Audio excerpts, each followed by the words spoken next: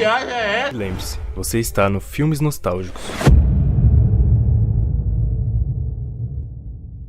O filme começa na Noruega, no Instituto Edvardsen. Um cientista chamado Dr. Jorgen e seu colega Andres conversam de uma forma empolgada sobre o sucesso de um experimento. Os dois se abraçam animados e partem em seus caminhos. O filme avança 5 anos. Andreas está fazendo uma apresentação para um público lotado em um centro de convenções na Itália. Ele meticulosamente coloca uma caixa no pódio e dá uma palestra sobre os impactos do aquecimento global e a consequência da escassez de comida e de água. Ele continua dizendo que a iniciativa deles não só diminuirá o aquecimento global, mas também ajudará a combater a escassez de recursos naturais. Andreas afirma que essa é a única solução viável e humana para o problema mais urgente da sociedade. O conteúdo da caixa é então revelado por ele. A multidão fica surpresa ao ver um pequeno Dr. Jorgen dentro da caixa. Ele tem a aparência de um humano normal, mas em um tamanho bem menor. Ninguém consegue acreditar no que está vendo. As pessoas da plateia dão um passo à frente para olhar mais de perto, mas Andreas pede que todos se sentem novamente. Depois disso, o pequeno Jorgen começa a falar em um pequeno microfone colocado na frente dele. O cientista conta que há 5 anos atrás ele e seus colegas criaram uma técnica que reduz toda a matéria orgânica a um nível celular em uma proporção de 2.744 para 1. Esse processo transforma um homem de 1,80 m de altura em um homem de quase 13 centímetros. O método foi testado em um grande número de plantas e animais, e pesquisadores descobriram que é irreversível e ainda não apresenta efeitos colaterais negativos. Depois que o processo foi considerado seguro, Dr. Jorgen e sua equipe recrutaram 36 voluntários juntamente com sua esposa para passarem pelo procedimento. Ele tem vivido com pessoas pequenas desde então. Apenas próteses dentárias e outros tipos de próteses devem ser removidas antes da cirurgia. Depois de 1 ou 2 horas de feito o procedimento, a pessoa se recupera completamente. Eles então trazem ao palco os 36 voluntários, que agora são pequenos humanos. Eles passaram os últimos 4 anos na primeira comunidade em miniatura do mundo. Eles também deram à luz ao primeiro bebê miniatura, chamado Ronnie Nestor. Ouvindo isso, o público aplaude com entusiasmo. Eles acreditam que essa é a descoberta mais importante da história da humanidade. Após a apresentação, a ideia de diminuir o tamanho dos seres humanos começa a ser discutida. Pessoas no mundo todo se sentem atordoadas quando belos anúncios sobre o encolhimento começam a ser exibidos na televisão. Os anúncios pedem a todas as pessoas que se submetam ao procedimento, pois essa é a única maneira possível de salvar o mundo e ter uma vida melhor. Uma das pessoas vendo os anúncios na TV é Paul Safranek. Ele e algumas outras pessoas assistem ao comercial em um restaurante e ficam maravilhadas. Paul volta para casa para ficar com sua mãe doente. A vida de Paul gira inteiramente em torno dela, que reclama do novo procedimento para diminuir o tamanho das pessoas, alegando que o mesmo esforço deveria ser feito para encontrar um tratamento para sua condição. O filme avança 10 anos. A mãe de Paul já faleceu há muito tempo. Paul agora é casado com Audrey Safranek e trabalha como terapeuta ocupacional. Seja lá o que isso é, porque eu não faço a mínima ideia do que isso é. Infelizmente, o casal está tendo problemas financeiros e por causa disso os dois são obrigados a mudar para uma casa nova. Enquanto isso, o procedimento de encolhimento ficou muito popular ao longo do tempo. Várias comunidades em miniatura surgiram em todo o planeta. Na verdade, 3% da população mundial já passou pelo procedimento e agora vive nessas comunidades. Um dia, o casal participa de uma reunião com colegas da época do ensino médio e reencontram os velhos amigos Dave e Carol, que passaram pelo procedimento de encolhimento. Todos na reunião ficam surpresos ao ver seus amigos em um tamanho muito menor. Eles se encontram na casa de outro amigo, depois da reunião, onde os Johnson se gabam do procedimento, dizendo que essa foi a melhor decisão que eles tomaram em suas vidas. Eles atualmente residem em uma pequena comunidade no Novo México. Quando Paul elogia Dave por se sacrificar pelo meio ambiente e aceitar passar pelo encolhimento, Dave admite que só fez isso por dinheiro. Acontece que as despesas são reduzidas em 90% após o procedimento de encolhimento. Antes do procedimento, Dave estava falido, mas agora ele e a esposa podem desfrutar de viagens de 6 meses para a Itália, onde eles aproveitam uma vida luxuosa em uma casa enorme. O estilo de vida dos Johnson deixa Paul e sua esposa fascinados. Então eles decidem participar de uma conferência na comunidade onde os Johnson vivem. Eles se sentam na plateia e assistem a um homem que passou pelo encolhimento discutir sobre as vantagens detalhes desse estilo de vida. Ele mostra como agora ele vive em uma mansão dos seus sonhos. A casa revela um interior luxuoso, e lá dentro uma mulher se gaba de suas joias, com diamantes que ela alega custar apenas $83. Paul e Audrey ficam intrigados com esse estilo de vida luxuoso das pessoas em miniatura.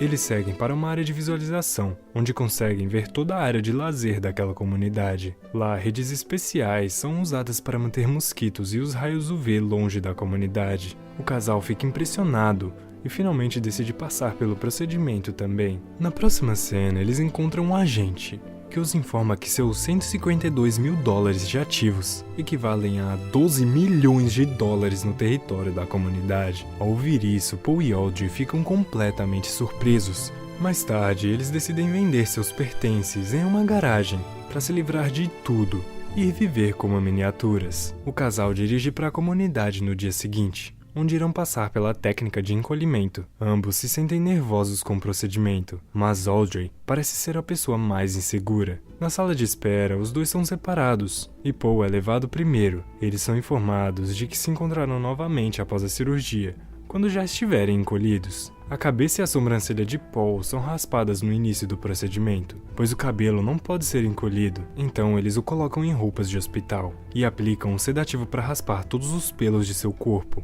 A mesma coisa é feita com vários outros homens, além de Paul. Um procedimento odontológico é realizado para remover todas as próteses dentárias, já que a técnica de encolhimento não pode ser feita se a pessoa tiver prótese dentária. Eles são então trazidos para a sala de incubação, onde são mantidos completamente nus. Depois de um tempo, o filme mostra que todos já foram encolhidos. Eles então são cuidadosamente apanhados com uma espátula e colocados em pequenas camas. Depois disso, eles são levados para as pequenas enfermarias dentro da comunidade. Suas próteses dentárias são reinstaladas em suas bocas. Finalmente, o procedimento é concluído e as pessoas que foram encolhidas descansam. Quando o Paul acorda, ele está sozinho na enfermaria. Ele é recebido por uma enfermeira, que o presenteia com um grande biscoito. Ele pergunta onde está sua esposa Audrey, então a enfermeira sai para encontrá-la. Depois de um tempo, ela volta, com o telefone nas mãos. Audrey está do outro lado da linha e apressadamente informa a Paul que sua cabeça e as sobrancelhas foram raspadas. Então vemos que Audrey está no aeroporto careca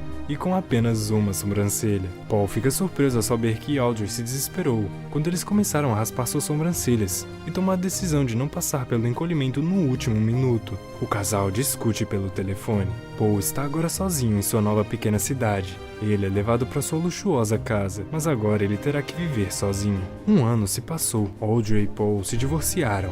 E ele agora vive em um novo apartamento. Ele espera viver uma vida simples, mas o acordo do divórcio faz perder metade de seus ativos. Atualmente, Paul trabalha em um call center e está namorando uma mulher chamada Kristen. Ele vive uma vida aparentemente chata. Um dia, Paul e Kristen estão jantando quando o vizinho Dozen chama na porta de Paul para dizer que ele está organizando uma festa. Ele pede desculpas a Paul pelo barulho e o convida para ir à festa se ele quiser. Kristen e Paul discutem e terminam um relacionamento. Então, Paul decide ir à festa de seu vizinho. Paul se diverte como nunca havia feito antes. Ele beija uma mulher aleatória e acaba tomando um comprimido oferecido por ela. Paul sente os efeitos do comprimido, se é que você me entende, e passa bons momentos pelo resto da noite. Na manhã seguinte, Paul acorda debaixo de uma mesa no apartamento de Dozen. Logo, a equipe de limpeza aparece. Uma das moças chama a atenção de Paul, porque ela é manca de uma perna, e Paul é um terapeuta profissional. Ele pede que ela se sente e ajuda com suas pernas protéticas. Paul reconhece a moça. Seu nome é Ngoc Lan Tran. Mano, como é que fala isso? Ngoc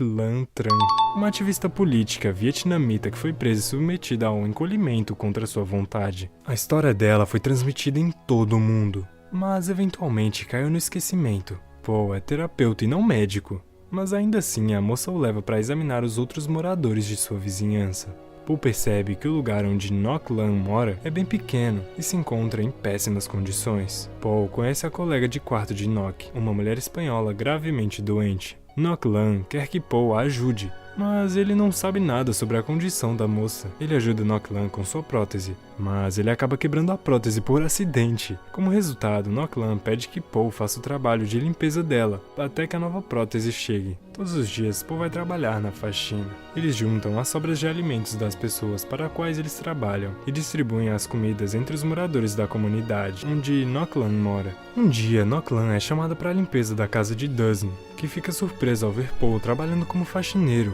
e zomba dele.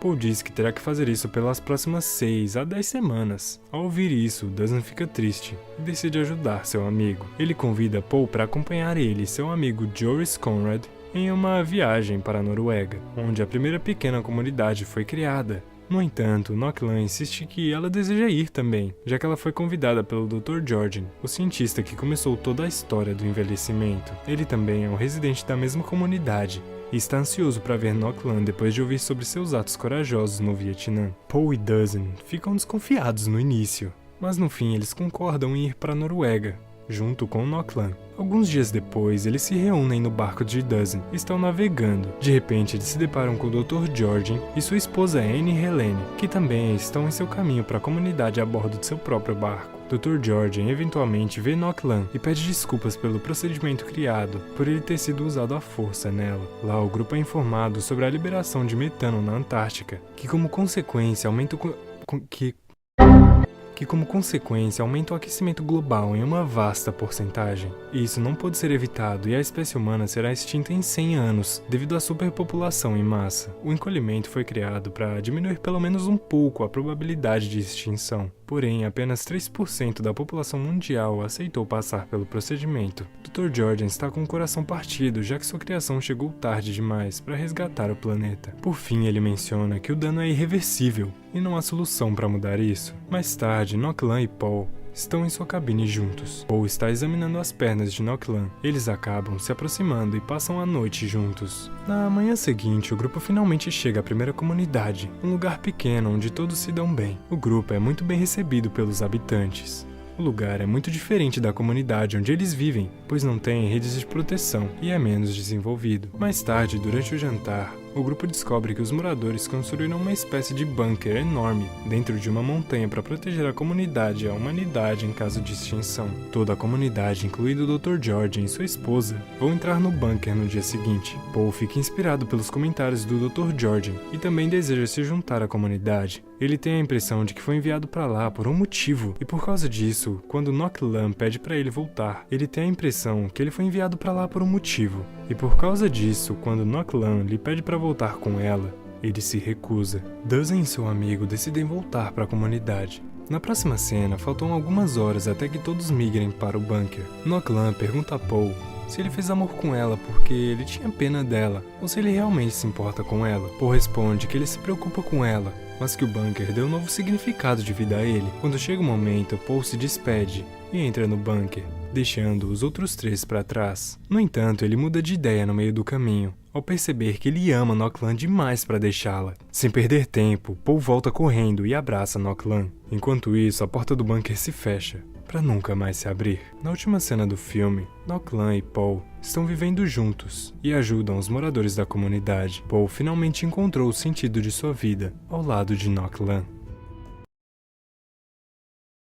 O corte americano e o bigode fininho, ela tá me instigando, rebolando pra mim. O filme começa na Noruega. Lá, redes especiais são usadas para um procedimento odontológico é realizado para remover todas as próteses. Um procedimento odontológico. Caramba!